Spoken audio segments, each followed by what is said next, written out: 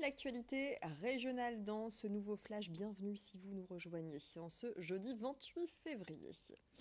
Les salariés d'Ascoval dans l'attente. Mercredi, le tribunal de Strasbourg a annulé le projet de reprise du groupe Altifort, incapable de réunir les 35 millions d'euros nécessaires au fonctionnement de l'aciérie de Saint-Saulve dans le Valenciennois.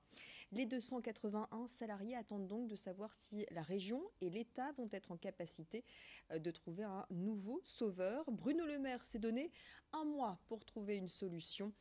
Cette semaine encore, le ministre de l'économie a jugé l'aciérie productive, fournissant un travail de qualité. Si aucune solution n'est trouvée avant le 27 mars, l'usine sera officiellement fermée. Écoutez la réaction de Nassim Bardi, délégué syndical chez Ascoval, interrogé par Vincent Vieillard. Forcément, nous, côté syndicat, on est obligé d'y croire. C'est drôle quand même d'y croire. On y croit toujours. Et par contre, au niveau des salariés, c'est compliqué, très compliqué. Ils se sentent floués, trahis. Il y a une résignation qui s'installe. Et pour nous, on n'arrive pas à trouver les bons mots pour leur expliquer. Là, on va essayer de leur expliquer tout à l'heure, mais c'est dur de trouver les bons mots parce qu'on a joué avec nos sentiments, nos émotions. C'était des montagnes russes. Pendant une année, on pensait qu'on était mort, on a retrouvé quelqu'un, après c'était mort, là on a retrouvé quelqu'un, ça a été acté, et là il n'y a plus rien.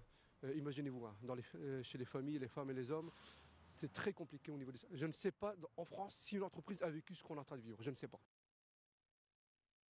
Pour la 4e année consécutive, le nombre de dossiers de surendettement est en recul dans les Hauts-de-France avec 22 431 dossiers déposés en 2018.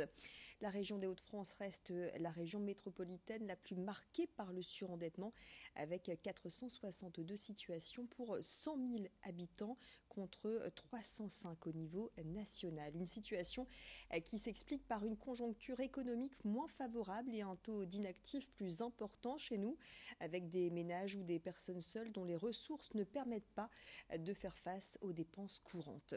L'entrée en vigueur de la loi sur le crédit à la consommation, qui a entraîné un recul de l'encours des crédits renouvelables dans le surendettement, et la mise en place de la procédure simplifiée par la Banque de France sont quelques-uns des éléments qui expliquent ce recul du surendettement. Les précisions de Cathy Verquin, directrice régionale de la Banque de France.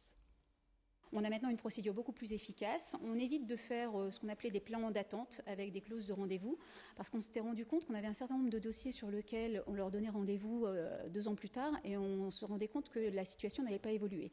Il y a un autre effet important aussi, c'est qu'aujourd'hui on constate qu'on est à un niveau de taux d'intérêt qui est extrêmement bas, ce qui permet de solvabiliser une grande partie de la population. Donc on a moins de dossiers qui viennent à nos guichets parce qu'évidemment les charges de remboursement des crédits, que ce soit des crédits immobiliers, des crédits à la consommation, forcément sont moins élevés et donc permettent aux personnes de rembourser plus facilement. Donc on a un taux de casse sur le remboursement des crédits qui est moins important et donc moins de dossiers à nos guichets. Et à noter que notre région est pilote dans la mise en place d'une plateforme téléphonique qui traite 450 appels par jour en moyenne pour toute question relative à sa situation financière. On a aujourd'hui une plateforme qui couvre l'ensemble des Hauts-de-France. Toute personne qui veut prendre contact avec nous peut appeler un numéro unique. Elle tombe sur une plateforme qui est ici installée à Lille, dans nos locaux à Lille. Et on a un taux de décroché qui est extrêmement élevé, qui est au meilleur niveau des plateformes téléphoniques. On est au-delà de 80% de décroché au premier appel. On a aussi des procédures de callback, ça veut dire qu'on rappelle les gens quand on n'a pas pu décrocher au premier appel. Et on a aussi mis en place un chat, mais pas un chat avec un robot, mais un chat avec nos agents qui peuvent donc chatter en live avec les demandeurs qui ont des questions à nous poser sur le droit au compte, les fichiers ou le surendettement. Voilà, 03 20 91 20 20 pour ce numéro unique et plus d'infos également sur le site banque-france.fr. En ce jeudi, c'est la journée mondiale sans Facebook. L'occasion pour certains de se lancer le défi de ne pas consulter le célèbre réseau social de la journée. Mais Facebook a-t-il encore la cote? Pionnier dans ce domaine, il est aujourd'hui détrôné par d'autres réseaux sociaux qui lui volent la vedette. Qu'en pensez-vous? Margot Sailly nous dit tout. Aujourd'hui, c'est la journée mondiale sans Facebook. Mais les 33 millions de Français présents sur la plateforme ont-ils réellement besoin d'une journée pour s'en détacher?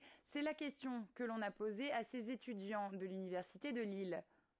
Oui, oui, je pourrais passer une journée sans Facebook, pas de problème. Ah oui, oui, tout d'abord je l'ai déjà fait après, hein. Je veux dire, je le consulte régulièrement, mais s'il faut ne pas y aller, je peux très bien ne pas y aller. Aujourd'hui, le matin, les étudiants ou même les personnes en général souvent se lèvent et regardent tout de suite les notifications qu'on a sur notre téléphone. Et ils ne croient pas si bien dire, puisque selon une étude du Pew Research Center, 48% des 18-34 ans ont pour premier réflexe au réveil de se connecter sur le réseau. Toujours d'après cette étude, un utilisateur se rend en moyenne 14 fois par jour sur la plateforme. Pourtant, la proportion des adolescents de 12 à 19 ans inscrits sur Facebook a dégringolé en 4 ans, passant de 78% en 2014 à 52% en 2018. Mais alors, on en vient à se poser la question, Facebook est-il devenu ringard ? C'est vrai que ça n'a pas beaucoup changé depuis plusieurs années.